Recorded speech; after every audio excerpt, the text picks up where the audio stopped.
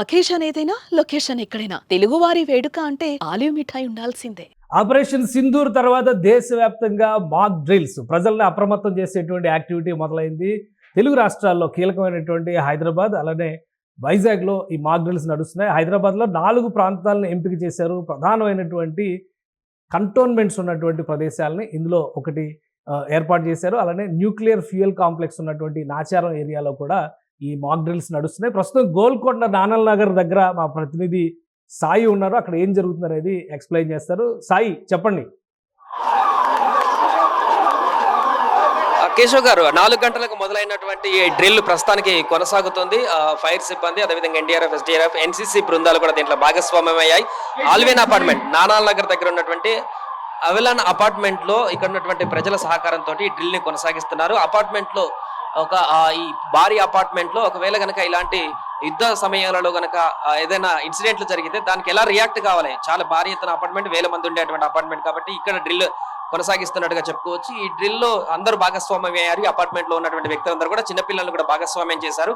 Sudden గా ఒక పిల్లలు కనుక ఏదన్నా శత్రు దాడుల నుంచి గాయపడినటువంటి పిల్లలు కనుక ఉంటే వాళ్ళని ఎలా రెస్క్యూ చేయాలి, డిజాస్టర్ టీమ్ ఎలా రెస్పాండ్ అవుతుంది, పక్కన స్థానికులు కూడా ఎలా రెస్పాండ్ అవుతారు, ఏ విధంగా అంబులెన్స్లకి పంపించాలి, ఫైర్ సేఫ్టీకి ఎలా సహకరించాలి, ఏ విధంగా ఈ పూర్తిగా ఒరిజినల్ గా జరిగితే ఏ విధంగా ఉంటుందో అదే రకమైనటువంటి పరిస్థితిని ఇప్పుడు క్రియేట్ చేసి చూపిస్తున్నటువంటి పరిస్థితి అయితే మనకు ప్రస్తుతానికి కనిపిస్తుంది. చూడొచ్చు, ఇక్కడ కొంత ఉద్రిక్తమైనటువంటి పరిస్థితి, మాక్ డ్రిల్ అయినప్పటికీ కూడా ఒక ఉద్రిక్తమైనటువంటి వాతావరణం అయితే స్పష్టంగా మనకు కనిపిస్తుంది. అంటే నిజంగా రియాలిటీగానే ఇక్కడ ఏదో జరుగుతుందా అనేటువంటి విధంగా ఈ యొక్క మాక్ డ్రిల్ అనేది ప్రస్తుతం కొనసాగుతున్నటువంటి సందర్భాన్ని మనం చూస్తున్నాం. దీనిలో భాగంగానే అపార్ట్మెంట్ వాసులందరూ కూడా పూర్తిగా ఈ యొక్క డ్రిల్ లో భాగస్వామ్యం అయ్యారు. 4 గంటల నుంచి మొదలైనటువంటి డ్రిల్ సుమారుగా అర్ధగంట గంట కూడా కొనసాగేటువంటి అవకాశం ఉంది.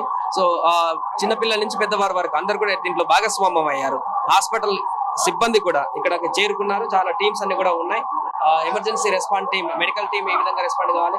చూడొచ్చు, ఒక బాధితుడికి సగం గాయాలైనటువంటి వ్యక్తిని ఎలా తీసుకువెళ్ళాలి, ఎలా రియాక్ట్ కావాలి, ఏ విధంగా తనని లిఫ్ట్ చేసి అక్కడ ఉన్నటువంటి అంబులెన్స్ దగ్గర తీసుకువెళ్ళాలి. అదేవిధంగా ఫైర్ ఇంజన్ నుంచి ఆ పైపులు కూడా బయటకు తీయడం జరిగింది. ఒకవేళ ఫైర్ వస్తే అపార్ట్మెంట్ లో ఆ ఫైర్ ని ఏ విధంగా ఆపాలి, వెంటనే ఒకవైపు రెస్క్యూ చేస్తూనే లోపల ఉన్నటువంటి వాళ్ళని బయటకు తీస్తూనే మరొక వైపు ఫైర్ ఒకవేళ దాన్ని ఆపడానికి ఏ రకంగా ఈ వాటర్ అనేది లోపలికి పంపింగ్ చేయాలని దానికి సంబంధించిన పైపులు కూడా రెడీ చేస్తున్నటువంటి పరిస్థితి మనకు కనిపిస్తుంది. ఏదేమైనా కూడా మాక్ డ్రిల్ అయినప్పటికీ కూడా ఒక ఉద్రిక్త వాతావరణం అయితే రియల్ గా జరిగితే ఏ విధంగా ఉంటుందో ఆ రకమైనటువంటి పరిస్థితి మనకి ఇక్కడ కనిపిస్తుంది. కేశవ్ గారు, కానీ ఒకటంటే సాయి, హైదరాబాద్ లో 4 ప్రాంతాలను సెలెక్ట్ చేశారు. 4 కూడా 4 డిఫరెంట్ లొకేషన్స్, డిఫరెంట్ లక్షణాలు ఉన్నటువంటి ప్రదేశాలు. ముఖ్యంగా సికింద్రాబాద్ లో కంటోన్మెంట్ ప్రాంతం కావచ్చు, అలానే నాచారంలో ఈ ఎన్ఎఫ్సి అంటే న్యూక్లియర్ ఫ్యూయల్ కాంప్లెక్స్ ఉన్నటువంటి ఏరియా, పైగా దేశవ్యాప్తంగా కూడా న్యూక్లియర్ ప్లాంట్లు ఉన్నటువంటి ప్రదేశాల్లో ప్రత్యేకమైనటువంటి ఫోకస్ని కేంద్ర ప్రభుత్వం పెట్టింది.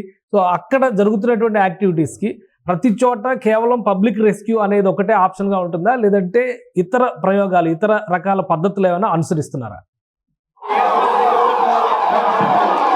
అంటే కేశవ్ గారు, ఖచ్చితంగా మీరు చెప్పినట్టు ఏదైతే కంటోన్మెంట్ జోన్ లో అయితే శత్రువులు ఎప్పుడైనా కూడా సైనికులు లక్ష్యం చేసుకుని చేసేటువంటి దాడులు కంటోన్మెంట్ పరిసరాలు ఉంటాయి. ఇక పబ్లిక్ ప్లేసెస్ లో ఉండే దాడులు ఏ విధంగా ఉంటాయి, ఖచ్చితంగా పౌరులను కూడా దాడి వాళ్ళని కూడా లక్ష్యం చేస్తారు. కాబట్టి అలాంటి సమయంలో ముఖ్యంగా ఇదే చాలా ఇంపార్టెంట్ ఈ యొక్క మేజర్ టాస్క్ లో డ్రిల్స్ లో. ఎందుకంటే పౌరులకు దాడి ఏర్పడితే, పౌరుల మీద దాడులు చేస్తే శత్రువులు, అక్కడి నుంచి పౌరులు వెంటనే దానికి భయభ్రాంతులకు గురై పూర్తిగా చెల్లాచెదర అయిపోయి ఆ యొక్క పానిక్ సిచ్యువేషన్ మరింత పెరిగేటువంటి అవకాశం ఉంటుంది. కాబట్టి వారికి అవగాహన కల్పించడమే ప్రధానమైనటువంటి టాస్క్ అని చెప్పుకోవచ్చు. అందుకనే భాగంగా ఇక్కడ పూర్తిగా పబ్లిక్ ప్లేస్ ఇది నాలాల్ నగర్ దగ్గర ఉన్నటువంటి కంప్లీట్ గా పీపుల్ అపార్ట్మెంట్స్ లో పబ్లిక్ ప్లేస్ లో ఇక పబ్లిక్ డ్రిల్ చేస్తున్నారు. దీంట్లో పూర్తిగా ప్రజల్ని భాగస్వామ్యం చేస్తున్నారు. ఇక సికింద్రాబాద్, నాచారం అటువైపు కూడా డ్రిల్స్ కొనసాగుతున్నాయి. కానీ ఇక్కడ పూర్తిగా అపార్ట్మెంట్స్, గేటెడ్ కమ్యూనిటీకి సంబంధించినటువంటి అపార్ట్మెంట్స్ లోనే అందరినీ భాగస్వామ్యం చేస్తూ చూడొచ్చు. పిల్లల్ని నాచురల్ గా అక్కడ ఉన్నటువంటి పిల్లలు కూడా, అపార్ట్మెంట్ లో ఉన్నటువంటి పిల్లలు కూడా ఈ యొక్క డ్రిల్ లో భాగస్వామ్యం అయ్యారు. అంటే అప్పుడు ఉన్నటువంటి ఒకవేళ అలాంటి పరిస్థితి వస్తే ఎలా రెస్పాండ్ కావచ్చు అని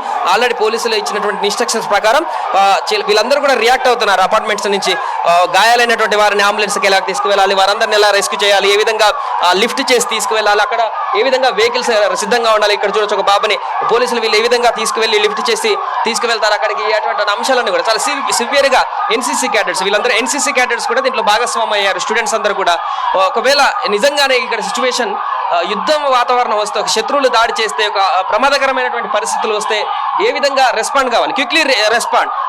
అపార్ట్మెంట్ వాసులందరితో పాటు, డిజాస్టర్ టీమ్స్ తో పాటు ఇక్కడ ఉన్నటువంటి స్థానికులు, అపార్ట్మెంట్ వాసులు కూడా వారికి ఈ స్పాంటేనియస్ గా వారు చేసేటువంటి సహాయానికి వారు కూడా రివర్స్ లో ఎంతో కొంత సహకరిస్తేనే ఈ యొక్క ప్రమాదం నుంచి బారిన పడడం నుంచి బయటపడడానికి ఈజీ టాస్క్ ఉంటుంది. కాబట్టి ఈ అవగాహన కార్యక్రమం చాలా ఉపయోగపడేటువంటి అవకాశం ఉన్నట్టు కనిపిస్తుంది.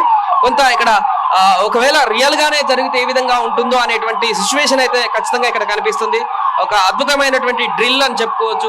పీపుల్స్ కి అందరికి కూడా 1971లో జరిగినటువంటి డ్రిల్ ఇలాంటిది మళ్ళా ఇప్పుడు ప్రజలందరికీ అవగాహన కల్పించడం కోసం చేస్తున్నటువంటి డ్రిల్ ద్వారా చాలా నేర్చుకునేటువంటి అవకాశం ఉంది. ఒకవేళ ఎమర్జెన్సీ పరిస్థితుల్లో ఏం చేయాలనే దానికి సంబంధించి ఇలాంటి డ్రిల్ చాలా ఉపయోగపడుతుందంటూ కూడా ఇక్కడ ఉన్నటువంటి అపార్ట్మెంట్ వాసులు కూడా చెప్తున్నారు. లోకల్ ఎమ్మెల్యే కౌసర్ కూడా భాగస్వామ్యం అయ్యారు, కలెక్టర్ కూడా అక్కడే ఉన్నారు. ఈ యొక్క జరుగుతున్నటువంటి డ్రిల్ అంతటికి సంబంధించి కూడా వారు కూడా భాగస్వామ్యమై దాంట్లో పూర్తిగా భాగస్వామ్యం అయిపోయి లోపల పరిస్థితిని అంతా కూడా చూస్తున్నటువంటి పరిస్థితి ఉంది. కేశవ్ గారు, రైట్. హైదరాబాద్ లో గేటెడ్ కమ్యూనిటీల నంబర్ ఎక్కువ. ఒక్కొక్క గేటెడ్ కమ్యూనిటీ దగ్గర 2000 అపార్ట్మెంట్లు 3000 అపార్ట్మెంట్లు ఉన్నాయి కూడా కనిపిస్తాయి. జనరల్ గా శత్రువు అటాక్ చేసేటప్పుడు టార్గెట్ చేసేది భారీ భవనాలు లేదా పెద్ద ఎత్తున ప్రాణ నష్టం జరిగేటువంటి ప్రదేశాలను ఎంచుకుంటారు. సో ఆ క్రమంలో చూసినప్పుడు హైదరాబాద్ లో ఇప్పుడు ఇవి సెన్సిటివ్ జోన్స్ కింద ఆల్రెడీ సివిల్ డిఫెన్స్ ఏరియాస్ కింద కేంద్ర ప్రభుత్వం నోటిఫై చేసినటువంటి ఏరియాస్, అక్కడ జరుగుతున్నటువంటి మాక్ డ్రిల్స్. మిగతా ప్రదేశాల పరిస్థితి ఎలా ఉండొచ్చు ఈ అనుభవం తర్వాత హైదరాబాద్ అంతటా? ఎందుకంటే మెగా సిటీ, ఇది చాలా పెద్ద నగరం. దేశంలో ఉన్నటువంటి టాప్ 5 మెట్రోస్లో హైదరాబాద్ కూడా ఒకటని చెప్పుకునేటువంటి పరిస్థితి ఉంది. కాబట్టి మిగతా ప్రాంతాల్లో కూడా వీటిపైన ఫోకస్ పెట్టేటువంటి ఛాన్సెస్ ఉన్నాయి. ఇప్పుడు అక్కడ లోకల్గా జిల్లా కలెక్టర్ దగ్గర నుంచి ఎమ్మెల్యేలు అందరూ ఇన్వాల్వ్ అవుతున్నారు. కనిపిస్తున్నారు విజువల్స్లో చూస్తే. పోలీసు యంత్రాంగం కానీ, హోమ్ గార్డ్స్కి సంబంధించి కానీ, మీరు చెప్పినట్టుగా ఎన్ఎస్ఎస్, ఎన్సీసీ క్యాడెట్స్ అందరూ ఇన్వాల్వ్ అవుతున్నారు. సో ఫర్దర్గా అప్రమత్తతను ప్రదర్శించేటువంటి ఉద్దేశంతో నగరం అంతటా ఇటువంటి కార్యక్రమాలు జరగడానికి అవకాశం ఉంటుందా? ఖచ్చితంగా కేశవ్ గారు, ఇప్పటికీ 4 ప్రాంతాలు జరుగుతుంది. ఎందుకంటే మనకి ఇప్పటికే అక్కడ పాక్ భారత్ లో ఉద్రిక్తమైనటువంటి పరిస్థితులు, బార్డర్ లో నిన్న రాత్రి జరిగినటువంటి దాడి తర్వాత అయితే ఇంకా అక్కడ ఉగ్రవాద స్థావరాలపై దాడి చేసినటువంటి తర్వాత ఎప్పుడేం క్షణాల్లో ఏం జరుగుతుందో తెలియదు.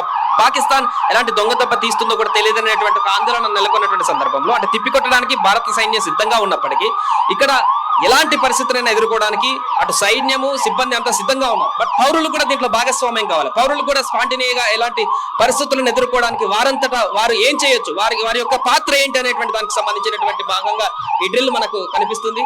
అపార్ట్మెంట్ లో నుంచి పైకి వెళ్ళి అన్ని సెల్లార్లలో, అన్ని ఫ్లోర్ల నుంచి వీరందరూ ఎన్సీసీ క్యాడర్స్ కానీ, ఇక్కడికి వచ్చినటువంటి డిఆర్ఎఫ్ సిబ్బంది కానీ, పోలీస్ సిబ్బంది కానీ అందరూ కూడా వారిని తీసుకువెళ్ళి పైన అగ్ని ప్రమాదం జరిగితే పైనుంచి ఎలా తీసుకురావాలి, లోపలికి వెళ్ళి అలాగే తీసుకొస్తున్నారు. పోలీసులు వెళ్ళి కిటికీల నుంచి తీసుకొస్తున్నారు కొంతమందిని. పూర్తిగా వారిని తీసుకొచ్చి ఇక్కడ అంబులెన్స్ లో ఎక్కించి అంబులెన్స్ నుంచి హాస్పిటల్ కి నేరుగా తీసుకువెళ్తున్నటువంటి పరిస్థితి. ఇది చాలా రియాలిటీగా నిజంగా జరిగితే ఏ రకంగా ఉంటుంది అనేటువంటి పరిస్థితికి అర్థం పడుతుంది. ఎక్కడ కూడా ఈ డ్రిల్లో కూడా కొంత కూడా మనకు స్పష్టంగా ఇది నిజంగానే జరుగుతుందా, ఇక్కడ ఏదో జరుగుతుంది, ఇది ఉద్రిక్తమైనటువంటి పరిస్థితి నెలకొంది, నిజంగా ఏదో ప్రమాదం జరిగింది అనేటువంటి విధంగానైతే ప్రస్తుతానికి కొనసాగుతుంది. ఇక్కడ చూస్తే కలెక్టర్ నేరుగా ఎమ్మెల్యే పర్యవేక్షిస్తున్నారు. వాళ్ళు కూడా హెల్ప్ చేస్తున్నటువంటి పరిస్థితుల్లో, అంటే ఒక ప్రమాదం జరిగితే వాళ్ళు కూడా ఎలా రియాక్ట్ అవుతారో న్యాచురల్ గానే, ఒకవేళ నిజంగానే జరిగితే ఏ రకంగా వాళ్ళు రియాక్ట్ అవుతారో అదే రకమైనటువంటి రియాక్షన్ మనకి ఇక్కడ చూడొచ్చు. జోపడి చూస్తున్నాం. అక్కడ కొంత అగ్ని ప్రమాదానికి సంబంధించినటువంటి అది కూడా మనకు కనిపిస్తుంది. సో మొత్తం అటెన్షన్, అపార్ట్మెంట్స్ వాసులందరూ అటెన్షన్ అయితే కొనసాగుతుంది. ఎలా చిన్నపిల్లలు అయితే మెయిన్ గా నేర్చుకుంటున్నారు ఏం చేయొచ్చు, ఎలా జరుగుతుంది, ఏంటి ఇలాంటి పరిస్థితులు ఉంటాయా, ఎమర్జెన్సీ టైంలో ఏం చేయొచ్చు, వీటన్నిటికి సంబంధించినటువంటి ఒక అవగాహన అయితే పిల్లలకు కూడా కలిగేటువంటి అవకాశం ఉంది. సో చూడొచ్చు ఇక్కడ ఉన్నటువంటి ఫైర్ సిబ్బంది వారందరూ కూడా ఈ యొక్క సహాయక చర్యల్లో నిమగ్నం అయిపోయినటువంటి విషయాలు. ఎమ్మెల్యే గారు కూడా ఇక్కడ వారి యొక్క సహాయ చర్యల్లో ఉన్నటువంటి పరిస్థితి కనిపిస్తుంది. రియాలిటీగానే, ఒరిజినల్ గానే ఇక్కడ పరిస్థితిని సమీక్షిస్తూ ఎలా సహాయ సహకారాలు జరుగుతున్నాయి, ఏ విధంగా డ్రిల్ కొనసాగుతుందని దానికి సంబంధించి కూడా పూర్తిగా అబ్జర్వ్ చేస్తున్నటువంటి సిచ్యువేషన్ అయితే కొనసాగుతుంది. ఇక్కడ ఎమ్మెల్యే గారు కూడా చూడొచ్చు, కౌసర్ గారు కూడా చాలా సీరియస్ గా అబ్జర్వ్ చేస్తున్నారు ఈ డ్రిల్. అంటే ఇదేదో డ్రిల్ జరిగినట్టుగా కాకుండా నిజంగానే ఏదో ఇక్కడ ప్రమాదం జరిగింది, ఈ ప్రమాదాన్ని రెస్క్యూ ఎలా చేయాలి, దానికి సంబంధించి ఎలా విధంగా ముందుకు వెళ్ళాలనేటువంటి సంబంధించి ఆయన కూడా చాలా సీరియస్ గా ఈ డ్రిల్ లో పార్టిసిపేట్ చేస్తున్నట్టుగా మనకు కనిపిస్తుంది. మిగతా వారందరూ కూడా ఇదే రకమైనటువంటి అన్ని డిపార్ట్మెంట్స్, కలెక్టర్ నుంచి ఎమ్మెల్యే పోలీసుల వరకు అందరూ కూడా ఈ డ్రిల్ ని చాలా సీరియస్ గా తీసుకువెళ్తున్నటువంటి సందర్భం అయితే మనకు ప్రస్తుతం కనిపిస్తుంది. రైట్ సాయి, ఇంకొక విషయం, ఇప్పుడు 54 ఏళ్ల తర్వాత దేశం మొత్తం ఈ మాక్ డ్రిల్ చేయాల్సినటువంటి పరిస్థితి వచ్చింది. పైగా వార్ లైక్ సిచ్యుయేషన్ ముందర ఉన్నాము. ఆఫ్టర్ ఈ మిసైల్ అటాక్స్ తర్వాత ఏ క్షణమైనా కానీ యుద్ధం రావచ్చు అనేటువంటి సంకేతాలు ఉన్నాయి. సో ఇన్నేళ్ల తర్వాత ఈ అప్రమత్తత చేయాల్సినటువంటి పరిస్థితి రావడం ఒకటైతే, ప్రజల రియాక్షన్స్ ఎలా ఉన్నాయి? ఆ మిసైల్ అటాక్స్ తర్వాత జరిగిన పరిణామాలు కానీ, ఇప్పటికిప్పుడు యుద్ధం వస్తే దాన్ని ఎదుర్కొనేందుకు భారత ప్రభుత్వం లేదా భారత సైన్యం వెంట నడిచేందుకు సంసిద్ధత కానీ ఏ విధంగా ఉంది ప్రజల మనోభావాలను బట్టి చూస్తే? ఖచ్చితంగా ఉదయం నుంచి మనం బయట కొంతమంది పబ్లిక్ తో మాట్లాడినప్పుడు కూడా నిన్న రాత్రి జరిగినటువంటి ఈ యొక్క మిసైల్స్ దాడి, పాకిస్తాన్ లో ఉన్నటువంటి ఉగ్ర స్థావరాలను భారత ప్రభుత్వం మిసైల్స్ దాడితోటి ధ్వంసం చేయడంతో చాలా మంది హర్షం వ్యక్తం చేశారు. ఇంకా అసలు వాళ్ళు చేసినటువంటి పహల్గాం దాడి తర్వాత ఇది కాదు, ఇంకా అసలు ఇంకా ఎక్కువ చేసిన వాళ్ళకు తప్పులేదు, వాళ్ళని పూర్తిగా అంతం చేయాలి, ఉగ్రవాద శిబిరాలను ఉగ్రవాదులు అంటే కూడా చాలా పాజిటివ్ ఒపీనియన్ వచ్చింది. మన దేశంలోనే ప్రజలు కాదు, ప్రపంచవ్యాప్తంగా ఉన్నటువంటి దేశాలు కూడా మద్దతు తెలిపాయి. భారత్ తీసుకున్నటువంటి చర్యకు ఏదైనా కూడా మద్దతు ఇస్తాం, కట్టుబడి ఉంటాం.